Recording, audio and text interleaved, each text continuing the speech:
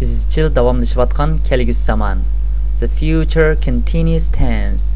İzchil davomlashayotgan kelgusi zamonning ishiltish o'rni kelgusi zamonning ishiltish o'rni bilan o'xshash bo'lib, bu zamonmo ma'lum ish harakatninki kelgusida bo'ladigan yoki bo'lmaydiganligini ifodalashda ishlatiladi. İzchil davomlashayotgan kelgusi zamonning bo'lishliq jumla shakli. Ega, yordamchi fe'l will, be fe'l, harakat fe'l, ing harflari va to'ldirg'ich keladi. Masalan, I will be leaving tomorrow. Men at yo'lga chiqmoqchi. She will be meeting him at the station. U ayol u kishi bilan poyezd stansiyasida ko'rishmoqchi. İzchil davomlashayotgan kelgusi zamonning oddiy so'roq shaklini yasashda yordamchi fe'l will jumlaning beshida keladi. Ega, be fe'l, harakat fe'l, ing, ondan to'ldirg'ich keladi. Masalan, will you be leaving tomorrow? Siz at yo'lga chiqmoqchimi?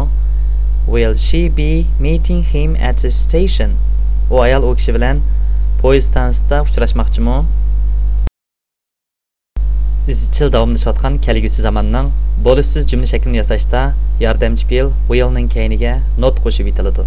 Masalan, ega, will not, be fe'l, harakat fe'l, ing va to'ldirg'ich keladi.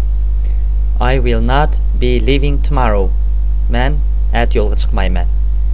She will not be meeting him at the station. U ayol u kishi bilan poyezd stansiyasida ko'rishmaydi. İzchil davomlashayotgan kelgusi zamonning alohida so'roq shaklini yasashda savol almashlari jumlaning beshida keladi. Ondan yordamchi fe'l will, ega, be fe'l, harakat fe'l, ing harflari va oxirida to'ldirg'ich keladi. Masalan, what will you be doing tomorrow? Siz at nima ish qilmoqchi? Whom will she be meeting at the station? U ayol poyezd stansiyasida kim bilan ko'rishmoqchi?